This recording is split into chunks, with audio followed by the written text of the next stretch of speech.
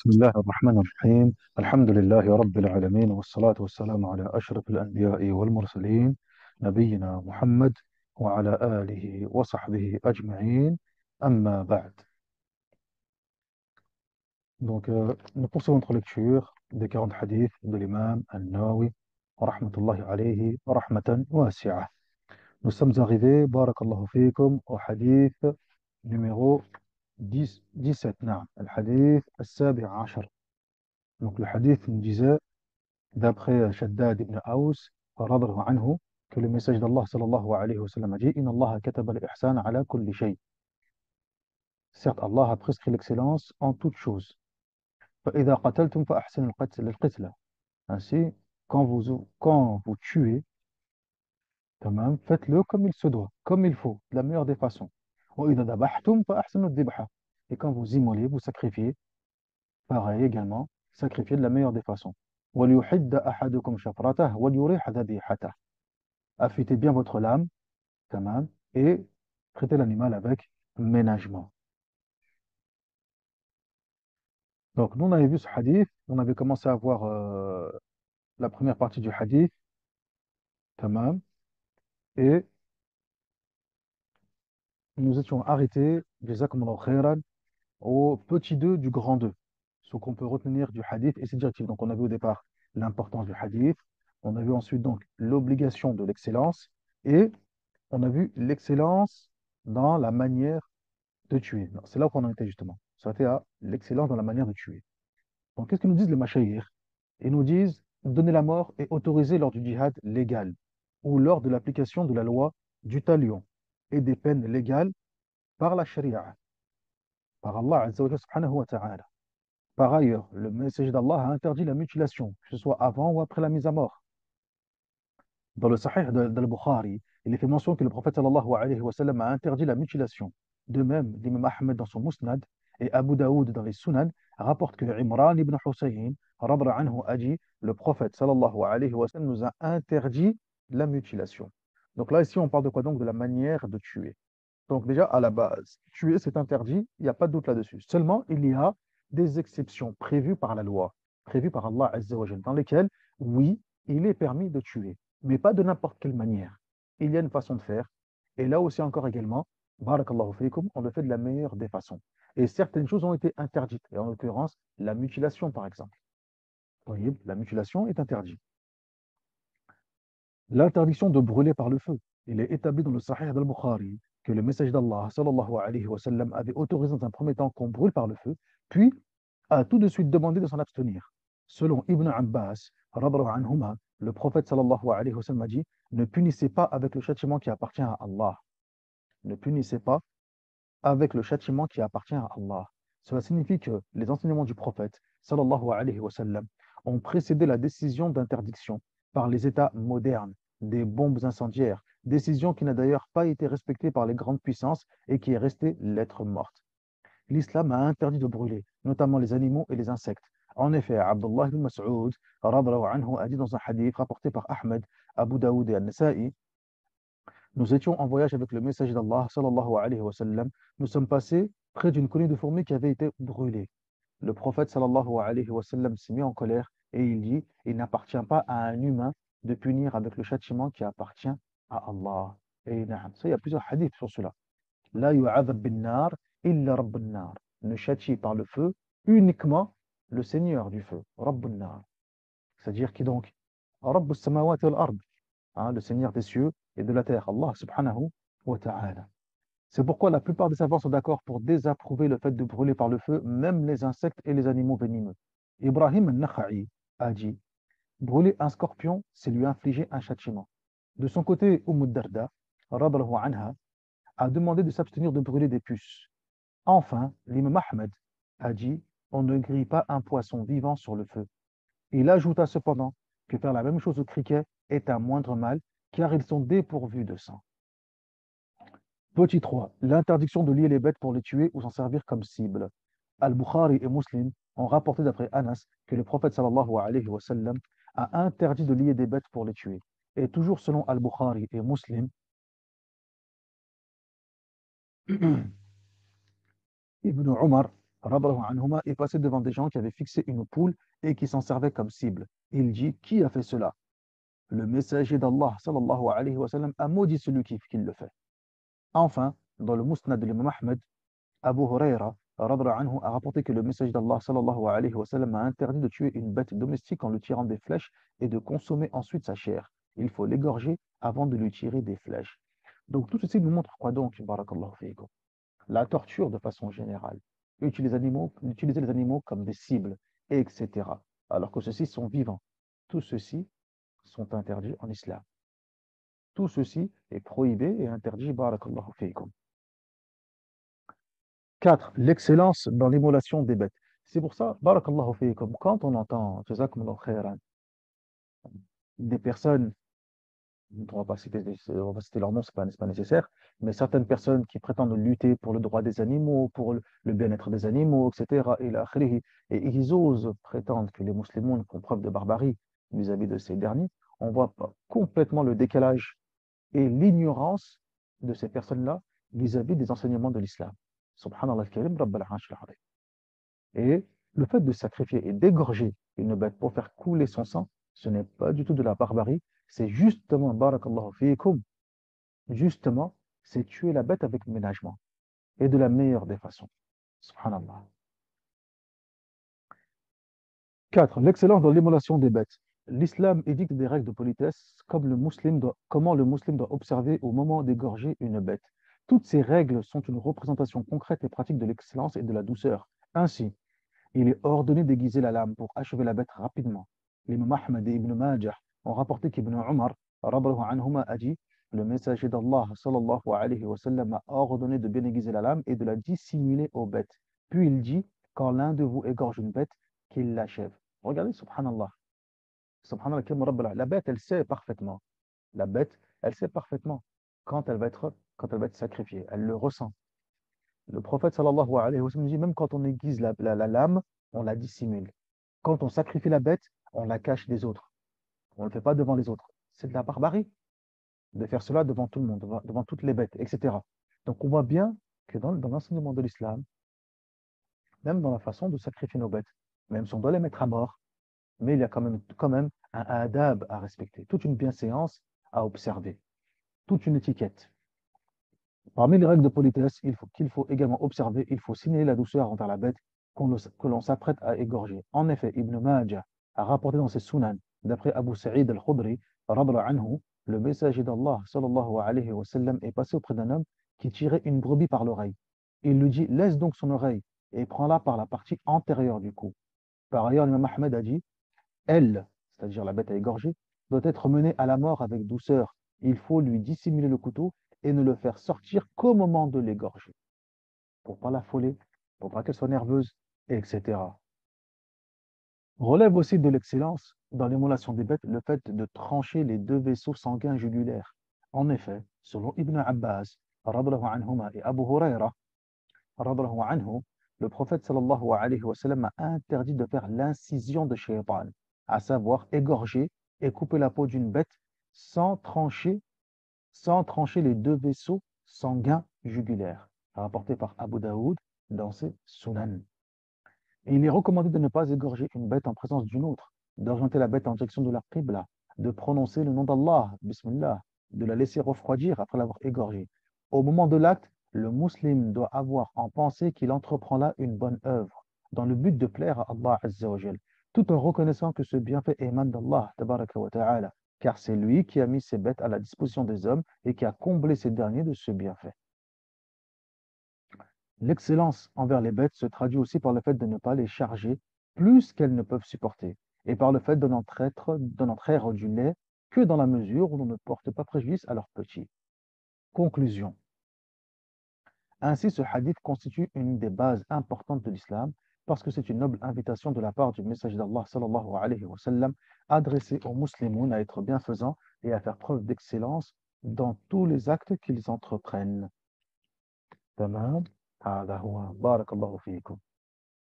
Donc là, ici, ça a été clair. Alhamdulillahi Rabbil Alamin. Et oui, le musulman, bien sûr, le musulman peut parfaitement chasser. As-saïd, la chasse, est licite, est parfaitement licite en islam. Le musulman peut parfaitement chasser et manger de la bête qu'il a chassée. Tamam, tout à fait. Cela est parfaitement licite. Barakallahu fiikum.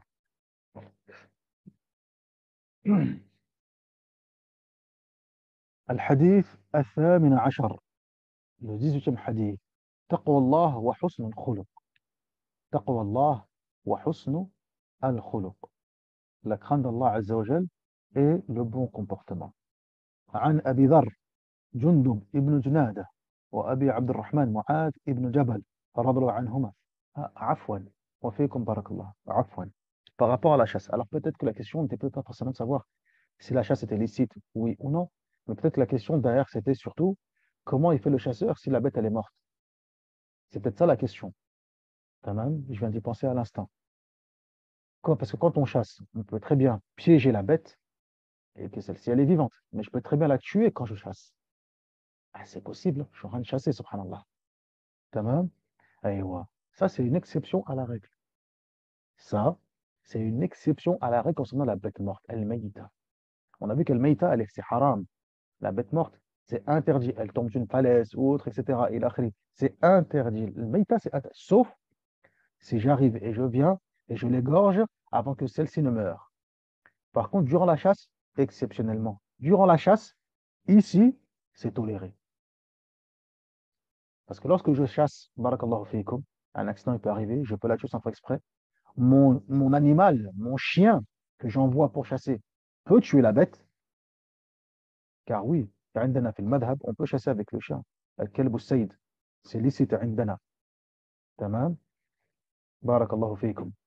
Et contrairement aux Malikiyya, les Malikis, justement, ils s'appuient sur cela pour dire que eh ben, la salive du chien, elle n'est pas najissa, étant donné qu'on peut manger de ce qu'il a chassé, de ce qu'on a chassé avec le chien. Les Shafi'iyya disent non, la salive du chien, elle est najissa. Seulement, uniquement dans cette situation-là, Kelb Saïd, exceptionnellement, dans cette situation-là, faqat, tamam, il nous est permis de prendre la bête, on la lave, etc. Et ensuite on la mange. Tamam. Donc c'est exceptionnellement durant la chasse, faqat, où c'est possible que bah, voilà, j'ai chassé, ma bête elle est morte, et je viens, je l'égorge malgré tout, etc. Et je l'emmène avec moi et je peux la consommer. Tamam. Barakallahu fiikum.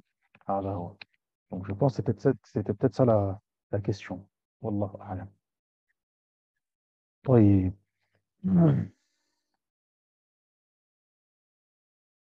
وفيكم بارك الله. Donc, on poursuit. Nous disons, hadith, taqwa Allah wa husn al-khuluq. La crainte d'Allah Azza wa Jal et le bon comportement.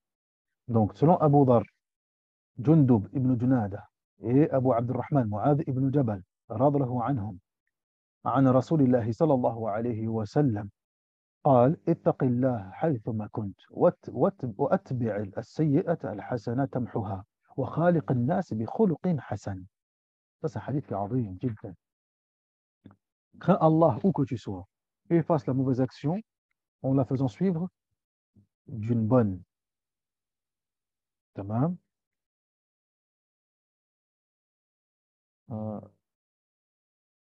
Naam. Qu'est-ce que nous dit le hadith? Crains Allah où que tu sois, efface la mauvaise action en la faisant suivre d'une bonne, et traite les gens de la meilleure manière. Hadith rapporté par At-Tirmidhi, et qui dit que le hadith, il est bon. Commentaire. Qu'est-ce que nous disent les mashayikh dans ce hadith, concernant ce hadith? Premièrement, les circonstances de l'énonciation du hadith. Hein, ce qu'on appelle asbab al-hadith, les causes de ce hadith. Pourquoi le prophète sallallahu alayhi wa sallam a dit cela? Cette recommandation adressée par le message d'Allah sallallahu alayhi wa sallam à Abu Dhar et à Mu'adh nous est parvenue par plusieurs voies et selon diverses circonstances dont voici quelques indications. Selon la version de Ibn Abd al-Barr, un grand savant maliki, rahimahullah ta'ala, de l'Andalousie, Ibn Abd al-Barr, Abu Omar al-Andalousi, dans son livre At-Tamhid, donc At-Tamhid qui est l'explication de Al-Muwatta de l'imam Malik, rahimahullah ta'ala. Anas, radra anhu, a dit, le messager d'Allah, sallallahu alayhi wa sallam, envoya Mu'adh au Yémen, en lui disant, ô Mu'adh, crains Allah et comporte-toi avec les gens en usant d'un bon caractère. Si tu fais une mauvaise action, fais-la suivre d'une bonne. Mu'adh dit alors, ô messager d'Allah, est-ce qu'il n'y a, est-ce que il n'est d'Allah que Allah. Est-ce que cette parole, la ilaha illallah, il n'y a de Dieu, de dignité d'adoration, si ce n'est qu'Allah, fait partie des bonnes actions? Et là, le prophète sallallahu alayhi wa sallam de répondre, c'est une des plus grandes bonnes actions. D'après la version d'Ahmed, Abu Dharr radhiyallahu anhu, a dit: Ô messager d'Allah, apprends-moi quelque chose qui me rapprocherait du paradis et m'éloignerait de l'enfer. Le prophète sallallahu alayhi wa sallam a dit: lorsque tu fais une mauvaise action, fais ensuite une bonne action. Celle-ci comptera 10 fois sa valeur. Abu Dharr radhiyallahu anhu dit alors: Ô messager d'Allah, est-ce que la parole il n'y a point de divinité, d'adoration si ce n'est Allah fait partie des bonnes œuvres? Le prophète sallallahu alayhi wa sallam répondit: c'est la meilleure des œuvres. Deuxième point, l'homme est une créature anoblie sur terre. Allah Azza wa Jal, subhanahu wa ta'ala, créa l'homme et mit à sa disposition des bienfaits incalculables. Il choisit parmi les hommes des messagers sur qui il fit descendre la révélation afin qu'il montre aux gens la voie du bien et du bonheur. Et il ordonna aux gens de n'adorer que lui, sans rien lui associer, d'exécuter ses commandements, de s'abstenir de ses interdits, de rivaliser dans la réalisation des bonnes œuvres et dans l'abstention des actes réprouvés, d'œuvrer pour l'accomplissement du bonheur humain, de nouer entre eux des relations d'amitié, de solidarité et de fraternité, de s'entraider et de bien se traiter les uns les autres, de se parer de caractères raffinés, d'avoir un esprit bon et sociable et de tenir un beau langage. C'est en agissant de la sorte que l'homme peut récolter le succès et bénéficier des biens de ce bas monde et de ceux de la vie dernière. C'est ainsi que se réalisera le vicariat de l'homme sur terre, le vicariat dont Allah Azza wa Jal le distingua des anges les plus rapprochés lorsqu'Allah Azza wa Jal dit, et lorsque nous dîmes aux anges, prosternez-vous devant Adam, ils se prosternèrent. Puis surat al-Baqarah. Telle est la recommandation que nous a faite le prophète sallallahu alayhi wa sallam dans ce hadith et nous a incité à nous y conformer. Petit 3, une recommandation qui est éternelle. Comme est beau ce don que nous offrent ces deux compagnons honorables. Il s'agit d'un hadith qu'ils ont entendu de la bouche de leur éducateur et de leur bien-aimé, Muhammad sallallahu alayhi wa sallam. Il est possible qu'à l'origine, ce hadith ne soit qu'une gratification et une recommandation adressée rien qu'à eux deux, mais il est devenu par la suite une guidance, une orientation et une exhortation éternelle à la communauté musulmane, à cause du bien qu'il renferme, bien qui est à même de concrétiser le bonheur dans ce bas monde et d'annoncer la félicité de la vie dernière. C'est une recommandation d'une grande importance qui englobe les droits d'Allah Azza wa Jal et préserve ceux de ses serviteurs. Petit 4, la taqwa, la crainte pieuse d'Allah Azza wa Jal est la voie du salut. La taqwa, c'est la voie du salut. Tamam. Qu'est-ce que nous disent les mashayikh? L'orientation la plus grande que nous trace le messager d'Allah sallallahu alayhi wa sallam dans cette recommandation porte sur la taqwa d'Allah tabaraka wa ta'ala, la crainte d'Allah azza wa jal, parce qu'elle renferme la somme de tous les biens et protège contre tous les maux. Grâce à elle, les croyants reçoivent l'entière sollicitude et l'appui total de la part d'Allah tabaraka wa ta'ala. Allah azza wa jal, comme dans le verset, certes Allah est avec ceux qui l'ont craint avec piété et ceux qui sont bienfaisants. Tamam. Le Très-Haut a promis à ceux qui le craignent une part agréable et la délivrance devant l'adversité. Allah Azza wa Jal, qu'est-ce qu'il nous dit dans un verset? Qu'est-ce qui est mentionné? Celui qui craint pieusement Allah, Allah lui aménage une issue. Il lui accorde ses biens, d'où il ne s'y attend pas. Celui qui craint Allah Azza wa Jal, Allah lui ouvre une issue favorable. Même dans la difficulté, Allah lui ouvre une issue favorable. Et il lui apporte ses biens, la subsistance, d'où il ne s'y attend même pas. Subhanallah. Grâce à la crainte pieuse, ils nous disent les mashayikh, le miséricordieux Ar-Rahman les sauvegarde contre les ruses des ennemis. En effet, dans le verset, si vous êtes patient et pieux, leurs intrigues ne vous nuiront en rien. C'est surat Ali Imran. Allah a en outre pris sur lui-même l'engagement d'être miséricordieux envers les pieux. Tamam. Et ma miséricorde a la contenance de toutes choses. Je la destine à ceux qui me craignent pieusement. Tamam. Allah se décrit lui-même comme méritant d'être craint est comme celui qui pardonne aux pieux. Dans le verset, c'est lui qui mérite, c'est-à-dire Allah Azza wa Jal, c'est lui qui mérite d'être craint et c'est à lui qu'il appartient d'absoudre. Le jour de la résurrection, il placera ceux qui le craignent à ses côtés. Allah Azza wa Jal, comme dans le verset, il nous a mentionné, les gens pieux sont dans des jardins et des rivières, dans une ambiance toute de vérité, chez un souverain omnipotent. Et nous disent les mashayikh, les versets coraniques et les hadiths qui traitent du mérite de la crainte pieuse sont nombreux. Il n'y a rien d'étonnant à cela, puisqu'elle est à la fois la voie suivie par les croyants et le caractère des prophètes et des messagers d'Allah. Comme dans le verset, ceux-là, Allah les a guidés, c'est leur bonne orientation que tu dois suivre. Tamam.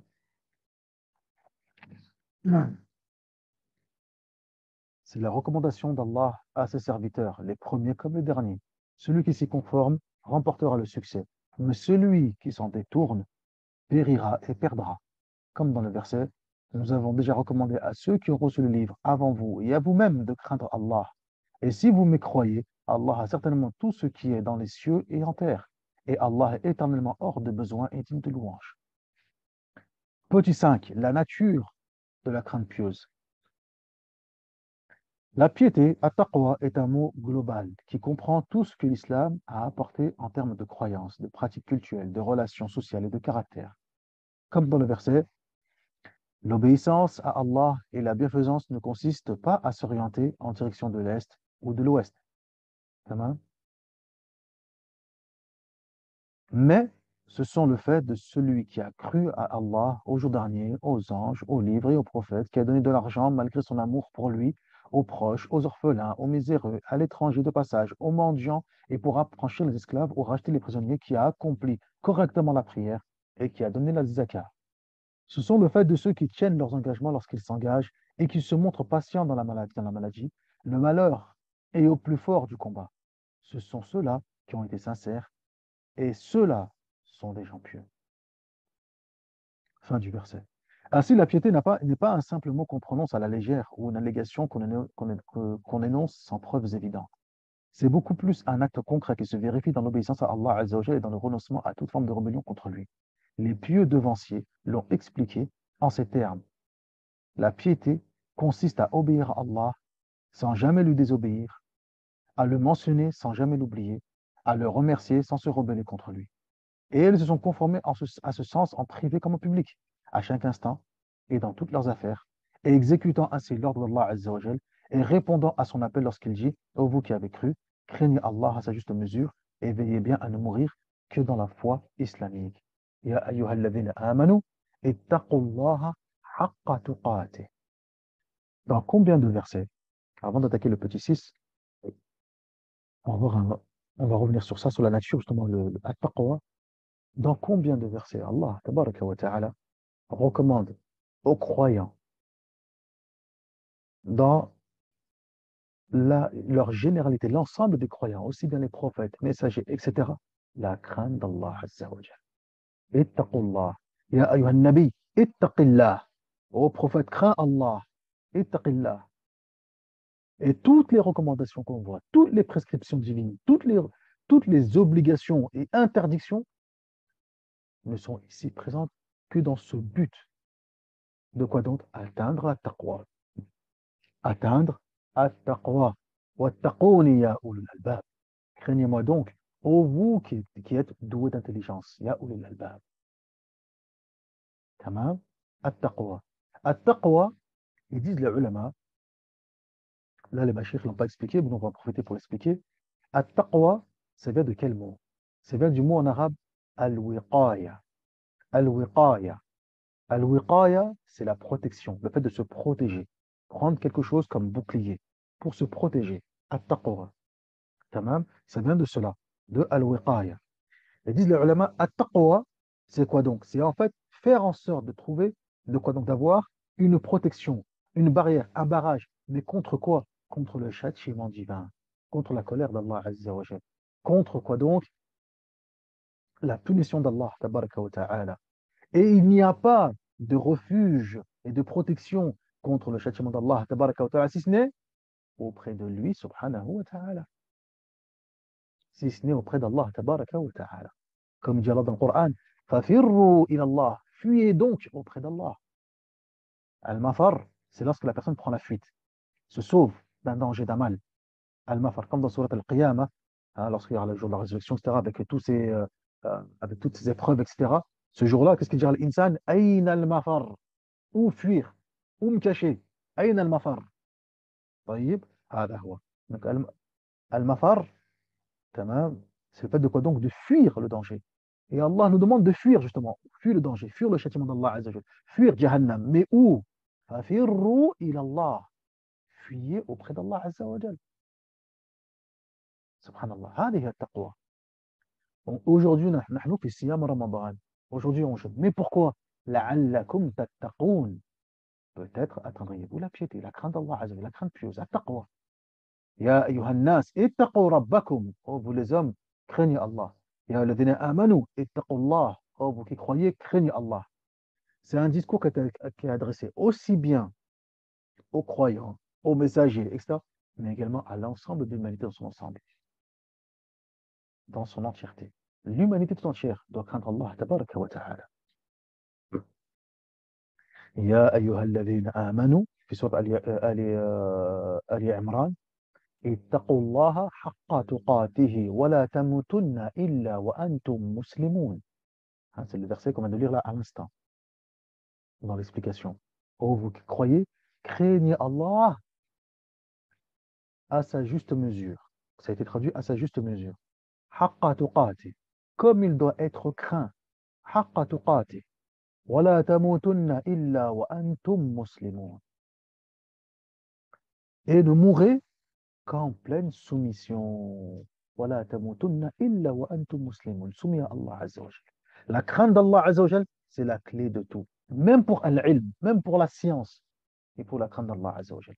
Du coup, dans le Coran, ittaqullah wa yu'allimukum Allah.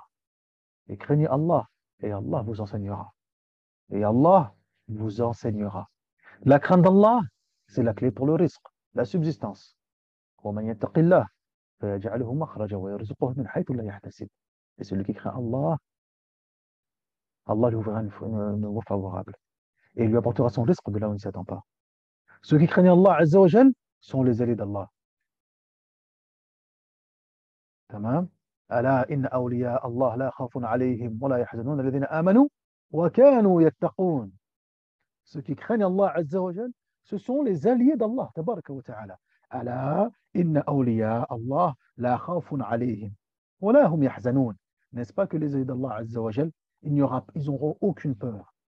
Ils seront affligés par aucune peur, ni aucune tristesse.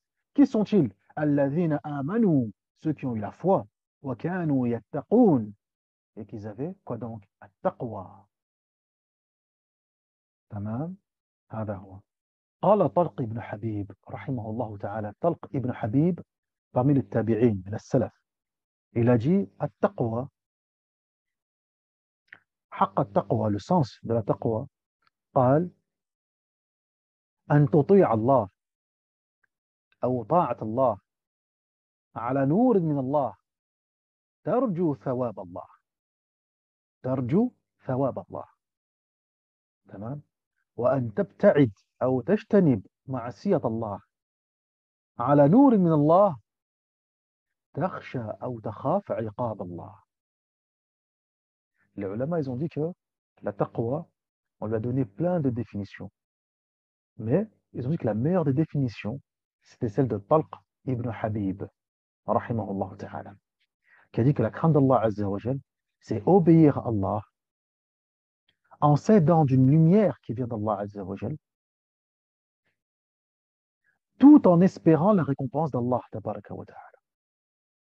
Et c'est le fait de s'éloigner de la désobéissance à Allah Azza wa Jal, s'éloigner des interdits, en s'aidant d'une lumière qui vient d'Allah tabaraka wa ta'ala, et en craignant, en ayant peur du châtiment d'Allah tabaraka wa ta'ala. Ça, c'est la taqwa. Ça, c'est la taqwa. وهكذا يكون المسلم. Et c'est comme ça que le musulman, il doit avoir dans son cœur l'iman, sa foi, doit englober tous ces éléments-là. La crainte d'Allah Azza wa Jal et l'espoir en Allah tabaraka wa ta'ala. L'espoir de la récompense en obéissant à Allah Azza wa Jal et la crainte du châtiment en évitant des interdits, c'est de la désobéissance à Allah tabaraka wa ta'ala. Et tout ceci en s'aidant d'une lumière qui vient d'Allah Azza wa Jal. Quelle est cette lumière? C'est quoi ce nour? La définition de Talq ibn Habib, elle est jamil. Elle est jamila jiddan. Quelle est cette lumière? Ils ont dit, les ulama, le nour, la lumière ici, cette lumière qui vient d'Allah, c'est quoi? Al-ilm. C'est la science. C'est al-ilm. Car comment tu peux savoir ce que tu dois faire et comment tu dois faire si ce n'est par le biais du ilm? C'est le ilm qui va te dire, c'est comme ça qu'il faut faire, c'est telle obéissance qu'il faut faire. Ça, c'est interdit, il faut t'en éloigner, etc. Al-ilm, تمام.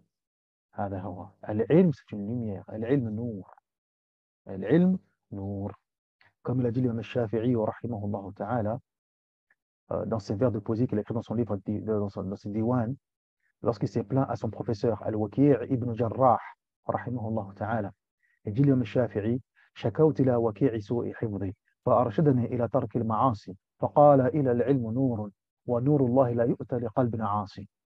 Il a dit, je me suis plaint à Waki', son professeur, je me suis plaint à Waki' du fait que j'avais du mal à mémoriser. Et lui m'a conseillé, il m'a orienté en me disant, délaisse les péchés. Car certes, la science est une lumière. Et la lumière d'Allah ne se donne pas à un cœur qui est désobéissant. طيب جميل. On poursuit, Inch'Allah, tabaraka wa ta'ala. قال الشيخ petit 6. Petit 6, la plénitude de la piété. La plénitude de la piété. En général, il s'agit de s'éloigner des choses équivoques et de toutes choses qui laisseraient supposer contenir l'illicite. Le prophète sallallahu alayhi wa sallam a dit d'après Al-Bukhari et Muslim, celui qui s'est mis à l'abri des choses équivoques a tout fait pour blanchir sa foi et sa réputation. Il s'ensuit que le musulman doit se tenir loin de beaucoup de choses autorisées par crainte qu'elles le conduisent aux interdits. At-Tirmidhi et Ibn Majah ont rapporté que le prophète sallallahu alayhi wa sallam a dit, le serviteur ne parvient à faire partie des pieux que lorsqu'il renonce aux choses où il n'y a aucun mal de crainte de tomber dans les choses illicites. Al-Hassan al-Basri rahimahullah ta'ala a dit, quant à lui, la piété a fait tant et si bien que les pieux ont abandonné beaucoup de choses licites par crainte de l'illicite. Et là, on est arrivé, barakallahu fikum, en fait, ce qu'on est en train d'évoquer ici, les mashayikh, on arrive vraiment à un niveau de piété tel que, subhanallah, al-insan, le musulman délaisse même ce qui est licite. Non pas parce que c'est interdit, non pas parce que là, abadan, juste de peur de tomber dans l'illicite. Donc, par bon scrupule, ce qu'on appelle al-wara', par bon scrupule, quand même, parce qu'il craint tellement Allah Azza wa Jal, il va juste mettre ça de côté et ne pas en abuser ni en exagérer, tout simplement. Petit 7, la condition de la réalisation de la piété. La piété ne se concrétise pleinement et ne porte ses fruits que si le musulman connaît bien sa religion, afin que celui-ci sache comment craindre Allah pieusement. Allah Azza wa Jal, dans le verset, seul craignent Allah de tous ses serviteurs, les savants. Le verset Innama yakhsha Allahu min ibadihi al-ulama. Al-ulama. On a dit quoi tout à l'heure quand on a parlé de la taqwa? Il faut quoi donc? Il faut al-ilm. Il faut al-ilm. Et là, dans ce verset, quand on dit l'ulama, ça concerne quoi donc? Ça concerne, oui, certes, les ulama al-kibar, les grands savants, aïmma, etc., mais aussi également même au sens littéral. C'est-à-dire, toute personne qui sait, qui a un minimum du ilm, lui, forcément, eh ben, sa crainte sera, barakallahu fikum, plus élevé que celui qui est ignorant. Tamam? Aïwa. Et de là, barakallahu fikum, de là, jazakumullahu khairan, si vous regardez bien, les ulama, ils ont expliqué une chose. Dans la langue arabe, lorsqu'on parle de peur, de crainte, etc., on utilise certains mots. Vous les voyez dans le Coran. On a par exemple al-khawf. Al-khawf, c'est la peur. قال الله تبارك وتعالى فلا تخافوهم وخافوني إن كنتم مؤمنين. N'ayez pas peur d'eux, mais ayez peur de moi si vous êtes véritablement des croyants. In kuntum mu'minin. Et on a aussi également, quel terme? Al-khashya, la crainte. Tamam? Fala takhshawhum wakhshawni. Ne les craignez pas, mais craignez-moi donc. mais craignez-moi donc. Dans, en français, souvent c'est traduit al-khawf ou al-khashya par, par la peur ou la crainte, les deux. Les ulama, ils ont expliqué qu'il y a une différence entre al-khawf ou al-khashya. Al-khawf, na'am, c'est la peur, oui. Lakin al-khashya, c'est une peur, une crainte, ma'al ilm, avec la science. C'est pour ça qu'Allah dans le Coran, qu'est-ce qu'il dit? Innama yakhsha Allahu min ibadihi al-ulama. Mais il n'a pas dit Innama yakhafoun Allah. Il n'a pas dit ceux qui yakhafoun. Mais ils ont dit Innama yakhsha. Yakhsha.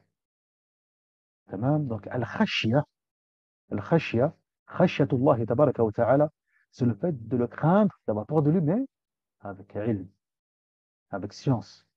هذا هو الفرق بين الخوف والخشية.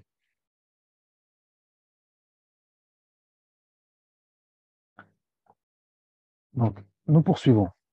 قال المشايخ, l'ignorant ne sait pas ce qu'il doit faire et ce qu'il doit abandonner. C'est pourquoi la science est la meilleure forme d'adoration. Le chemin qui conduit au paradis est le signe qu'Allah Azza wa Jal veut du bien à son serviteur. Et oui, comme dans le hadith du prophète sallallahu alayhi wa sallam, hadith Muawiyah ibn Abi Sufyan, عند البخاري ومسلم, ومن يريد الله به خيرا يفقهه في الدين. Celui à qui Allah il veut du bien, il lui enseigne sa religion. Il lui fait comprendre la religion. Fiqh fi din. Al-Hafid Ibn Hajar al-Asqalani, rahimahullah ta'ala, dans Fath al-Bari,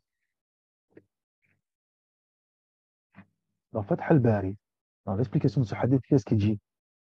Il dit que ce hadith nous explique que celui à qui Allah il veut du bien, il lui enseigne la religion, il lui ouvre les portes, il lui ouvre les portes qui permettent de pouvoir apprendre sa religion.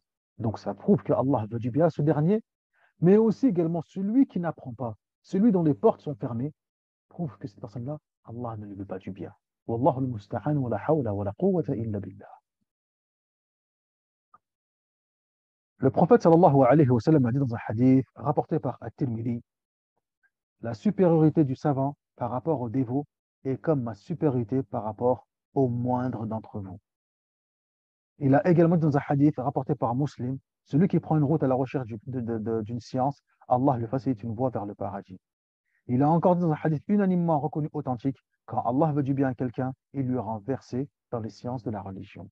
Donc ici barakallahu fiikum, les mashayikh nous montrent quoi donc? Les mérites du ilm, les mérites de la science, les mérites du savant.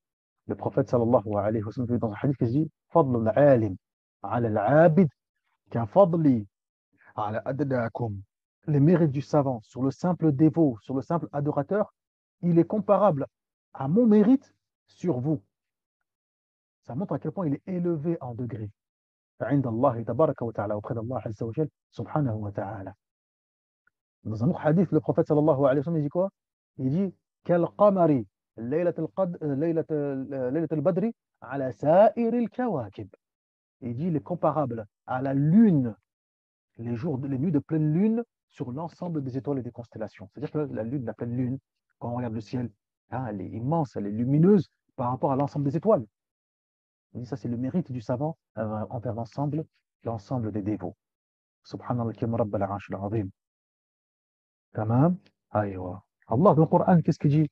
يرفع الله الذين آمنوا منكم يرفع الله الذين آمنوا منكم والذين أوتوا العلم درجات. Allah élève en degré. Allah élève en degré. C'est-à-dire où? Fil Jannah. Allah élève en degré ceux qui ont la foi parmi vous et qui ont le savoir. Outul ilm. Qui ont du ilm, la science, al-ulama. Ibn Qudama al-Maqdisi, rahimahullah ta'ala, c'est un savant hanbali, Muwafiq al-Din, Ibn Qudama al-Maqdisi. Il a écrit un livre. Il a écrit un livre qui s'appelle Mukhtasar Minhaj al-Qasidin. Le résumé de la voie des itinérants, Qasidin. Et ce livre-là, barakallahu fikum, c'est un résumé, comme son nom l'indique, il a dit Mukhtasar, résumé. C'est un résumé d'un livre de Ibn al-Jawzi, qui est son cheikh, qui lui aussi est hanbali. Son livre, c'est Minhaj al-Qasidin. Donc lui, Ibn Qudama, il en a fait le résumé, il a fait Mukhtasar Minhaj al-Qasidin. Et Ibn al-Jawzi, voilà pourquoi je parle de ce livre, Ibn al-Jawzi, son livre en fait, Minhaj al-Qasidin, n'est autre que le résumé du livre de Hujjat al-Islam, Abu Hamid, Muhammad ibn Muhammad al-Ghazali al-Tusi, rahmatullah alayhi, rahmatan wasi'a.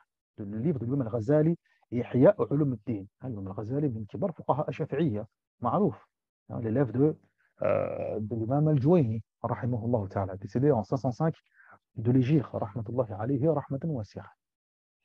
Une référence في المذهب, comme cela est bien connu. Donc, l'imam al-Ghazali, il a écrit un livre qui s'appelle Ihya ulum al-Din, de revivification des sciences religieuses. Ibn al-Jawzi, il a résumé ce livre-là, qu'il appelait Minhaj al-Qasidin. Ibn Qudama al-Maqdisi, il a résumé le résumé de son cheikh, et il l'appelait Mukhtasar Minhaj al-Qasidin. Dans Mukhtasar Minhaj al-Qasidin, Ibn Qudama al-Maqdisi, sur ce verset, il ramène une parole de Abdullah ibn Abbas, radiyallahu anhuma, concernant le fait que Allah élève en degré ceux qui ont la foi et qui ont du ilm, qui ont acquis le savoir. Et il explique ce verset, Ibn Abbas, en disant que entre le savant, entre le savant, barakallahu fiikum, et, euh, et le simple serviteur, il y a, barakallahu fiikum, 500 degrés. Il y a 500 degrés. طيب. Et chaque degré, et entre chaque degré, il y a une distance à peu près de 500 ans de marche ou de course à cheval, si ma mémoire ne me fait pas défaut.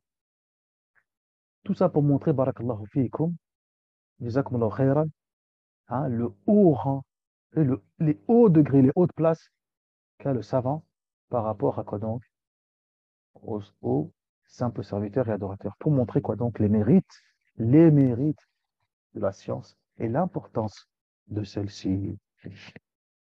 Tamam. Alors, petit 8, le repentir et la promptitude à faire le bien définissent le caractère des croyants pieux. L'oubli ou la négligence peut triompher de l'homme. Son ego peut le tromper et l'inciter à faire le mal. Et Shaitan peut le susurrer des vilainies. À ce moment, il se place dans le champ de la désobéissance et commet alors des péchés. La piété consiste alors à ce qu'il se repente rapidement et demande pardon à Allah à l'instant où il se rend lui-même compte de sa faute ou lorsqu'il en est prévenu. Le Très-Haut décrit les hommes pieux comment?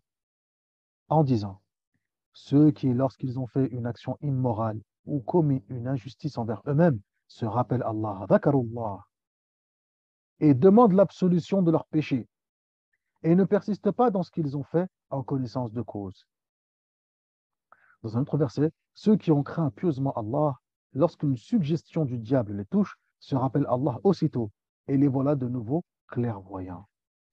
Le musulman pieux se précipite après le repentir et la demande d'absolution pour faire de bonnes œuvres en abondance afin qu'elles effacent son péché, tout en gardant confiance dans la promesse d'Allah tabaraka wa ta'ala qui dit certes, les bonnes actions chassent les mauvaises.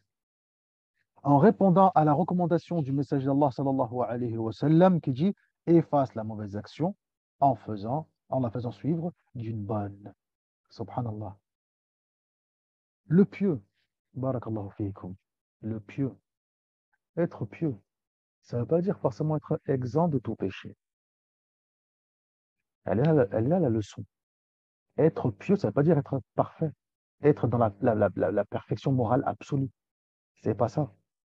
La piété va être définie dans ta façon d'agir, justement, si jamais tu as commis un péché. Voilà ce qu'il dit. Ces derniers se rappellent Allah Azza wa Jal. Et ils accourent au repentir. Et ils ne reviennent plus sur ce qu'ils ont fait. Ah, comme dans le hadith du prophète sallallahu alayhi wa sallam, كل بني آدم خطاء وخير الخطائين التوابون. Tous les fils d'Adam alayhi salam commettent des erreurs, commettent des péchés. Ici, erreur dans le sens de péché. Pourquoi dans le sens de péché? Parce que derrière, il parle de repentir. Si on se repent, c'est qu'on a commis un péché. Et il dit, et les meilleurs parmi ceux qui commettent des erreurs, qui commettent des péchés, ce sont ceux qui se repentent. Ceux-là sont les meilleurs. Et on avait vu déjà la dernière fois, la sahabiyya, qui a fait zina, qui a eu un enfant, etc. Et pourtant, le prophète, sallallahu alayhi wa sallam, a prié sur elle. Et ça avait choqué Omar ibn Khattab, radiyallahu anhu. On avait vu ça ensemble. Ça avait choqué Omar. Kaif, subhanallah. Mais elle a démontré sa piété dans sa façon d'agir, malgré qu'elle a commis le péché. Mais qu'est-ce qui s'est passé derrière? Derrière, il y a eu des bonnes actions immenses. أتبع الحسنة سيئة الحسنة تمحوها. Fais suivre la bonne action, la mauvaise action, une bonne. Celle-ci l'effacera. Subhanallah. Celle-ci l'effacera. سبحانك يا رب العرش العظيم. تمام. أيوة. D'où la différence, barakallahu fi, comme disent les ulama, entre la tawba, le repentir, et ce qu'on appelle en arabe al-inaba, le retour vers Allah Azza wa Jal. Allah dans le Coran, qu'est-ce qu'il dit? وَأَنِيبُوا إِلَى رَبِّكُمْ وَأَسْلِمُوا لَهُ. Revenez vers Allah Azza wa Jal et soyez-lui soumis. Et soyez-lui soumis. Tamam. Quand il qualifie de Ibrahim alayhi salam, il le qualifie de quoi donc? De Munib. Celui qui revient vers Allah Azza wa Jal. Munib. Tamam. وَاتَّبِعْ سَبِيلَ مَنْ أَنَابَ إِلَيْهِ. Suis le chemin de celui qui revient vers moi, qui retourne vers moi. Anaba ilayhi. Tamam. Qu'est-ce que ça veut dire? Ils ont dit, les ulama, la différence qu'il y a entre al-inaba, tout le vocabulaire qui est utilisé dans le Coran, subhanallah, parfois on s'imagine que ce sont des synonymes qui veulent dire la même chose. Mais non, ya ikhwan. Chaque mot est à sa place. Et chaque mot, barakallahu fikum, est à sa place. Et en plus, il a, il a son sens. Tamam. Un sens et une particularité qu'on ne va pas trouver forcément dans un autre vocabulaire qui aurait pu être employé. C'est le cas ici présent. At-tawba, c'est le fait de se repentir à Allah Azza wa Jal. C'est revenir à Allah là aussi. Tamam. Wa tubu ila Allah tawbatan nasuha. Repentez-vous à Allah. Revenez à lui. Naam. D'un repentir sincère. Seulement, ils ont dit, les ulama, le retour à Allah, al-inaba, c'est le fait de se repentir à Allah Azza wa Jal, mais également ce retour va être accompagné d'actes pieux. تمام. هو الإنابة هو الرجوع إلى الله عز وجل بتوبة والعمل الصالح. C'est le fait de revenir à Allah Azza wa Jal et aussi également par le biais de quoi donc? D'actes pieuses, d'adoration. التوبة أستغفر الله وأتوب إليه. هذه التوبة. Je demande à Allah pardon et je me repens vers lui. Et je demande son repentir. وأتوب إليه. هذه التوبة. Tandis qu'Al-Inaba, revenir à Allah, c'est la tauba, mais ensuite derrière, je vais accompagner ça dans des œuvres pieuses, des sadaqat, des salawat, des siyam. Je reviens vers Allah Azza wa Jalla, subhanahu wa ta'ala. Subhanahu wa ta'ala. Wa hakadha yakun al-mu'min. C'est comme ça que doit être le croyant, le pieux, al-muttaqi, celui qui est sahib al-taqwa, celui qui a la taqwa. Wa hakadha. Et comme dit dans le Coran, inna al-hasanata yudhibna as-sayyi'at.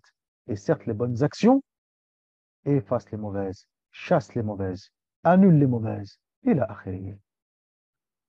Petit 9, la lumière de l'obéissance dissipe l'obscurité de la désobéissance. Qu'est-ce que nous disent les mashayikh? L'accomplissement assidu des bonnes œuvres comme la prière, le jeûne, le pèlerinage, la zakat, le djihad, l'évocation d'Allah et d'autres œuvres de bien effacent les erreurs et les infractions que le musulman pourrait faire. De nombreux hadiths authentiques le confirment. On va en citer quelques-uns à titre indicatif. Quiconque jeûne le mois de Ramadan, poussé par sa foi et dans l'espoir de la récompense divine, Allah l'absout de tous ses péchés. Hadith authentique. Voulez-vous que je vous indique l'œuvre par laquelle Allah efface les péchés et élève les degrés? Ils disent, nous voulons bien au message d'Allah. Il répondit, par faire ses ablutions malgré les agréments, multiplier les marches vers les mosquées et y attendre après chaque prière accomplie. La suivante, rapportée par Muslim. Donc tous ces actes-là, eh ben, ça efface les péchés.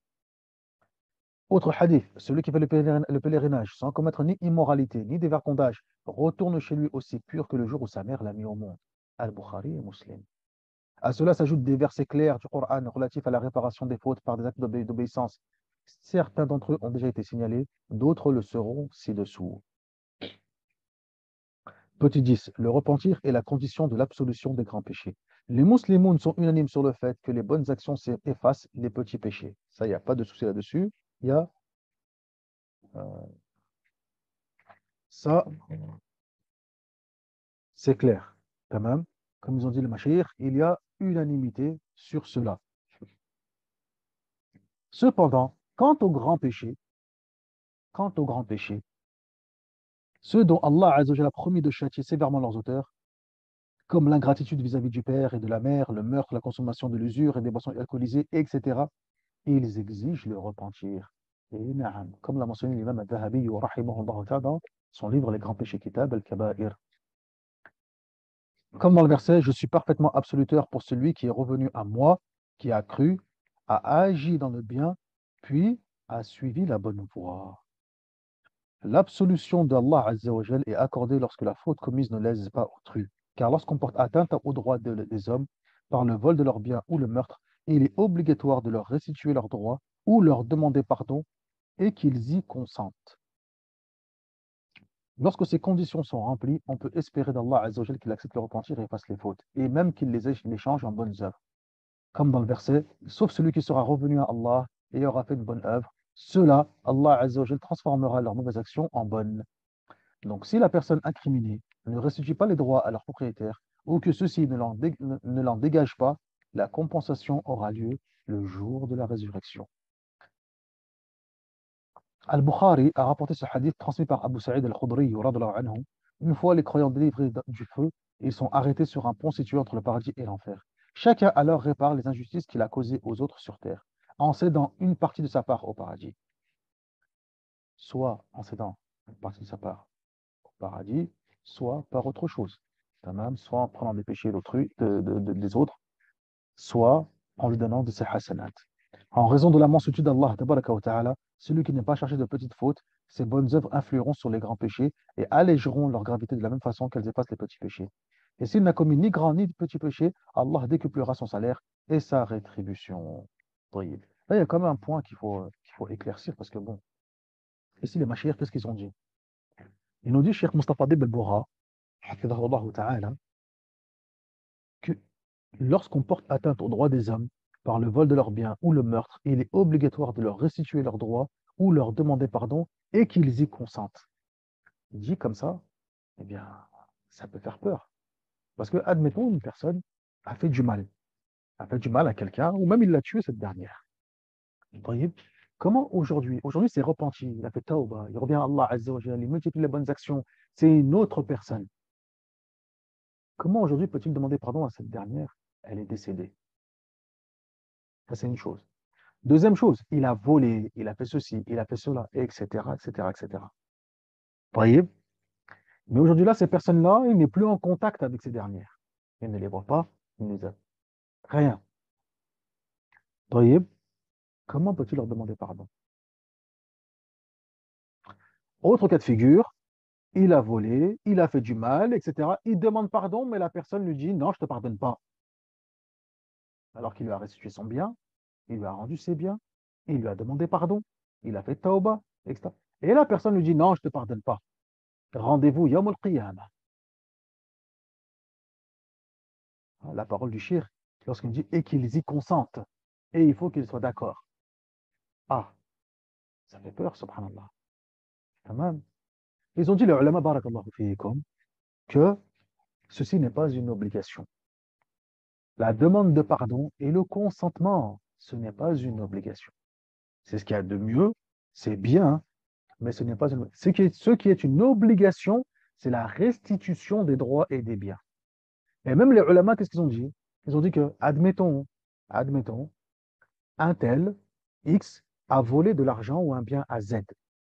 Quelque temps après, il a restitué, barakallahu fiikum, ces choses-là à Z, sans même que Z soit au courant, ou peut-être elle était au courant qu'il y a eu un vol, ou il ne savait pas qu'il y a eu un vol, mais voilà, ça a été restitué. Ils ont dit, le ulama yakfi, ça suffit. X n'est pas obligé d'aller voir Z et lui dire, voilà Z, j'ai volé ton argent, j'ai volé ce, mais voilà, je te l'ai rendu, etc. Ce n'est pas une obligation. Tamam. Et même les ulama, qu'est-ce qu'ils disent?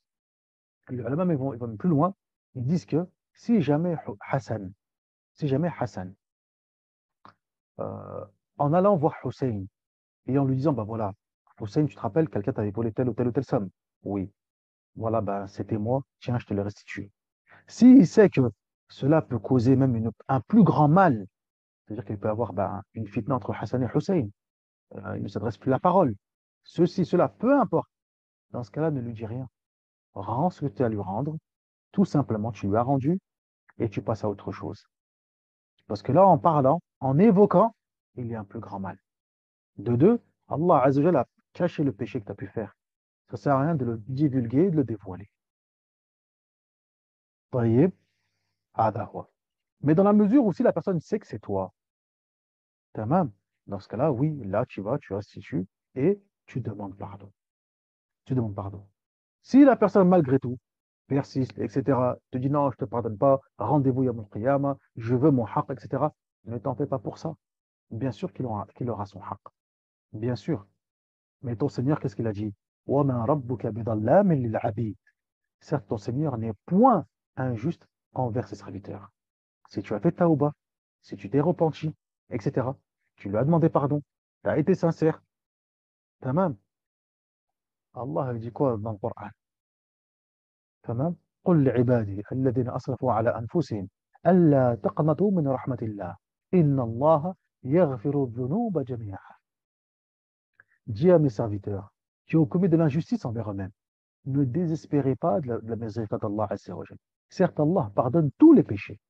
Dès lors qu'on a demandé pardon, qu'on est revenu à lui, qu'on a fait les asbab, on a rendu ce qu'on devait rendre, etc. Tamam, inna Allah yaghfiru dhunuba jami'a. Ils disent les ulama que cette personne-là, bien sûr qu'elle aura son haqq. Allah le comblera. Sans pourtant que toi, malgré tout ce que tu as pu faire, tu sois lésé, etc. Et là, là, abadan. Donc ici, avoir le consentement n'est pas une obligation. Taïb n'est pas une obligation. S'il sait que c'est moi, j'y vais, je demande pardon, oui. Maintenant, s'il me pardonne, fabiha wa ni'ma. S'il ne me pardonne pas, il me dit non, rendez-vous, etc. Là, c'est autre chose. طيب. Si j'ai commis un crime dans un pays où il y a la charia, et il me dit non, je ne te pardonne pas, je veux la loi de tout ça, là, c'est autre chose. On applique hudud Allah. On applique les peines prévues par rapport à cela. Là, c'est autre chose. Tamam. Ah, d'accord. Mais si ce n'est pas le cas, et il me dit non, on se reverra, yawm al-qiyamah, yawm al-din, tamam, et là, akhri. طيب. Que cela ne désespère pas ne fasse pas désespérer la personne. Et qui ne se disent pas que bah voilà, je me repens, je fais ci, je fais ça, ça ne sert strictement à rien. Là, là, là, abadan. Rappelez-vous le hadith de la personne qui a tué 99 personnes et qui a fini par tuer même la centième personne, un adorateur. Qui sont ceux qui sont venus se disputer pour prendre son âme? Les anges. Les anges de la miséricorde et les anges de châtiment. Qui c'est qui a fini par prendre cette âme-là? Les anges de la miséricorde. Oui. Qu'est-ce qu'il a fait? Qu'est-ce qu'il a fait? Il a tué 100 personnes. Il a tué 100 personnes. Donc, l'insan ne désespère pas de la miséricorde d'Allah Azza wa Jal. طيب. Le tout, c'est al-ikhlas, la sincérité et faire les asbab. Tout simplement. Après, Allah Azza wa Jal, ya'lam ma fi qalbik. Ensuite, Allah tabaraka wa ta'ala, c'est parfaitement ce qu'il y a dans ton cœur. طيب يا أخي. وهكذا. تمام. جيد.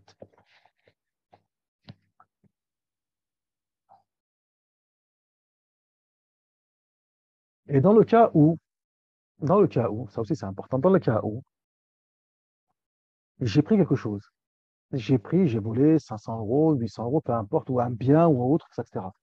Mais la personne, je ne la retrouve plus pour lui rendre son bien. Je ne la retrouve plus. La hawla wa la quwwata illa billah. Comment j'ai fait? Chaque problème a sa solution. S'il n'y a pas de solution, c'est qu'il n'y a pas de problème. Ils ont dit quoi les ulama? Ils ont dit les ulama, tasaddaq. Tasaddaq bidhalika bismi. Tu donnes ça en aumône, mais pour lui, pas pour toi. Admettons, je l'ai pris 500 euros, j'aimerais lui rendre, mais je ne trouve pas cette personne-là. Eh bien, donne 500 euros en sadaqa pour lui. Que la récompense, elle vienne à lui, mais pas pour toi. C'est pour lui. Tu n'arrives pas à lui donner? Eh bien, donne-lui en hasanat. Donne-lui en hasanat. Tu vois, tu donnes 500 euros en sadaqa, mais pour lui. Ainsi, il aura obtenu son haqq, tout simplement. Et il retrouvera son haqq sur la balance. طيب. هكذا قالوا. Voilà comment ils ont dit les ulama. وهكذا. والله تعالى أعلم. طيب. Poursuivons.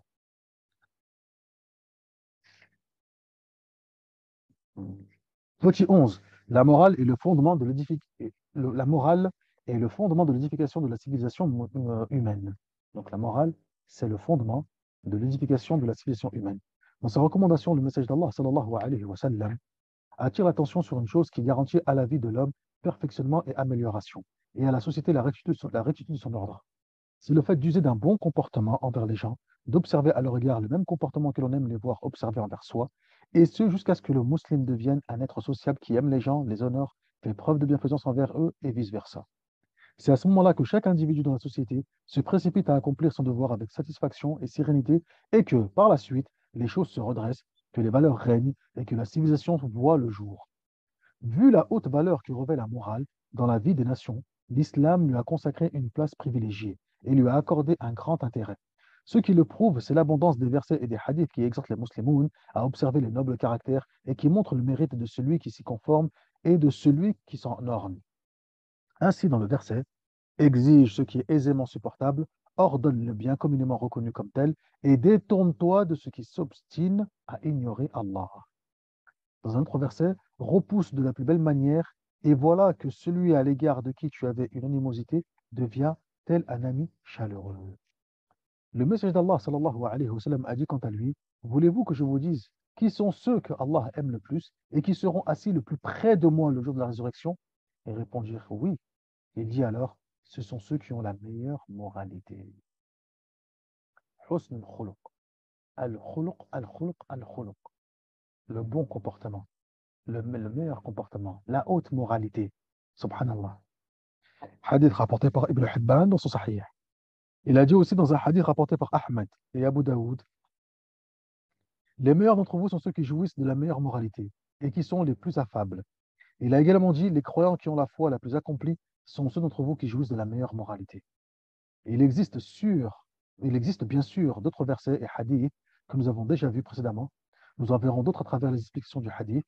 Tout se résume dans ce hadith rapporté par Al-Bukhari dans le livre des règles de politesse Al-Adab et par Al-Hakim Al-Bayhaqi lorsque le prophète sallallahu alayhi wa sallam dit Bu'ithtu li utammima makarim al-akhlaq. Je n'ai été envoyé que pour parachever les nobles caractères. Petit 12, l'acquisition du bon caractère. Il est possible à l'homme d'acquérir un caractère bon et élevé.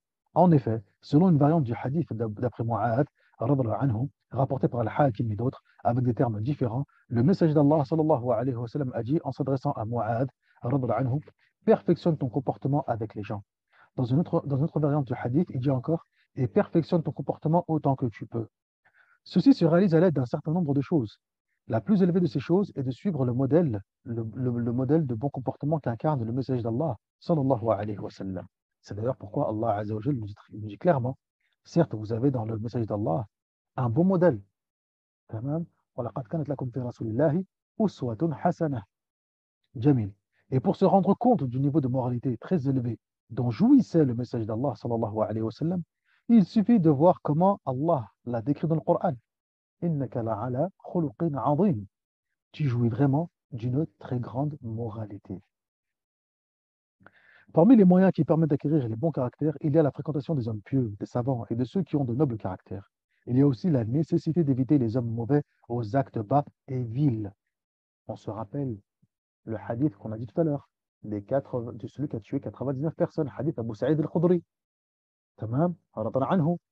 Lorsqu'il est tombé sur la 101e personne, lorsqu'il est tombé sur la 101e personne, tamam, qu'est-ce qu'il lui a dit, la 101e personne? Il lui a dit quoi donc?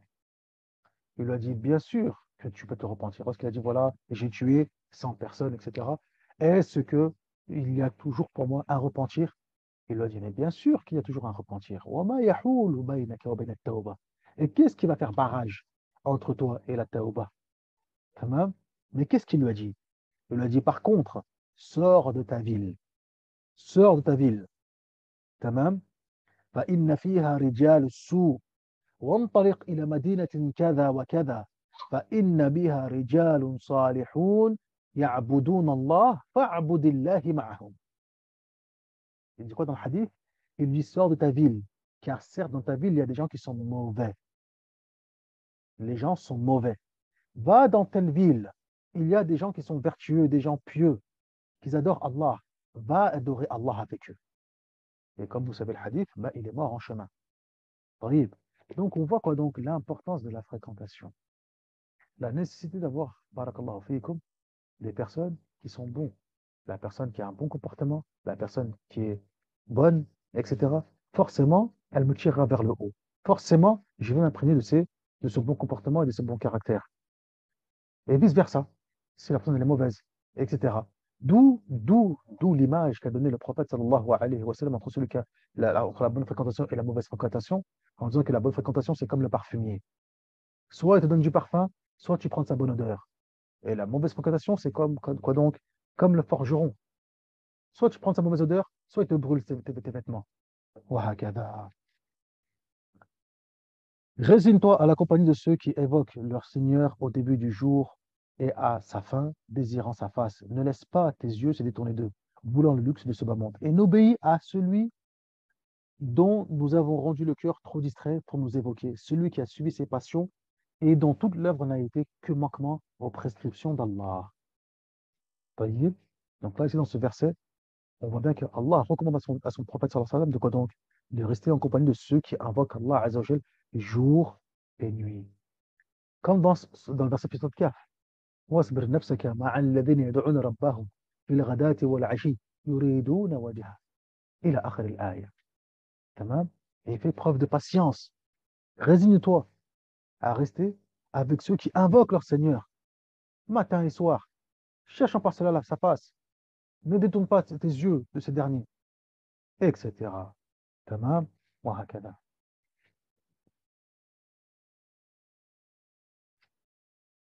Petit 13, exemple de quelques nobles caractères. Avoir un bon caractère consiste à être gentil avec ses proches, à pardonner, à renoncer à la vengeance et à faire des largesses, même si l'on n'essuie que des refus.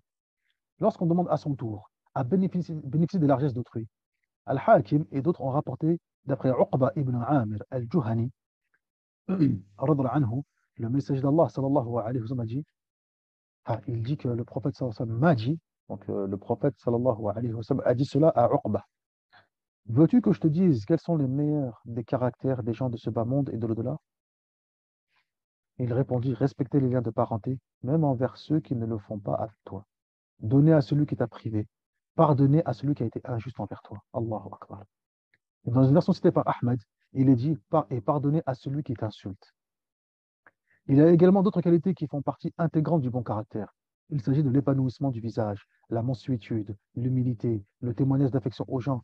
Il y a aussi le fait de ne pas donner à autrui le mauvais préjugé et de s'abstenir de leur faire quelque mal que ce soit. Le prophète sallallahu alayhi wa sallam a dit d'après Muslim, ne sous-estime aucun bien. La tahqiranna min al-ma'rufi shay'a. Ne sous-estime aucun bien, même celui de rencontrer ton frère avec un visage épanoui. Il a dit également, selon Muslim et al-Bukhari, qu'il s'abstienne de faire le mal. Ce sera considéré comme une aumône. En conclusion, le bon caractère, la courtoisie dans les relations sociales et la bonne fréquentation relèvent de la foi accomplie et font partie des qualités des pieux. Abhorrer ceux qui persévèrent dans le péché, ne pas les fréquenter aussi longtemps qu'ils ne se recommandent pas mutuellement le bien et ne s'interdisent pas le blâmable, relève de la piété accomplie. De même, dans un hadith, le prophète sallallahu alayhi wa sallam a dit, celui, ceux qui seront le plus, celui qui a un bon comportement et celui qui prend en charge un orphelin, ils seront comme ça avec moi, Yom al-Qiyamah. Et là, il a pointé son index et son majeur et il les a collés. C'est-à-dire, ils seront avec moi dans l'au-delà. Dans un autre hadith, le prophète sallallahu alayhi wa sallam, qu'est-ce qu'il a dit? Pour montrer l'importance de ce hadith, hein. Dans un autre hadith, qu'est-ce qu'il dit le prophète sallallahu alayhi wa sallam? Parce que dans ce hadith, qu'est-ce qu'il y a dans ce hadith? Dans ce hadith, il y a taqwa et bon comportement. Taqwa et bon comportement. Le fait de faire de bonnes actions pour effacer la mauvaise, ça rentre dans la taqwa. D'accord? Dans ce hadith, il dit quoi le prophète sallallahu alayhi wa sallam? Il dit, savez-vous ce qui pèse le plus lourd dans la balance? Il a répondu, taqwallah wa husnul khuluq. Ce qui pèse le plus lourd dans la balance, yamul qiyamah, la crainte d'Allah azza wa jal et le bon comportement. Wa husnul khuluq. Wa husnul khuluq. Subhanallah. Tamam ya ikhwan, barakallahu fiikum. Donc ça, c'est pour montrer l'importance de ce hadith, l'importance de la taqwa et de la crainte d'Allah azza wa jal. C'est ça qui pèseront les plus lourds. Ce sont les deux choses qui pèseront le plus lourd dans la balance. Barakallahu fikum. يوم القيامة. يوم القيامة. تمام يا إخوان. وهكذا. بس أعتقد إن شاء الله تبارك وتعالى نكتفي بهذا المقدار. والحمد لله رب العالمين. وصل اللهم على نبينا محمد وعلى آله وصحبه أجمعين. سبحانك اللهم وبحمدك أشهد أن لا إله إلا أنت أستغفرك وأتوب إليك. ونسأل الله الكريم رب العرش العظيم أن يرزقنا وإياكم العلم النافع والعمل الصالح والدعوة إليه والصبر على الأذى فيه. والحمد لله رب العالمين. Et on poursuivra, Inch'Allah, tabaraka wa ta'ala, euh, demain, bi'idhnillahi azza wa jal, avec la suite du hadith, et notamment le hadith 18, Inch'Allah, tabaraka wa ta'ala. Wassalamu alaikum wa rahmatullahi wa barakatuh. لا عفوا الحديث 19 عفوا. حديث 19. السلام عليكم ورحمة الله وبركاته.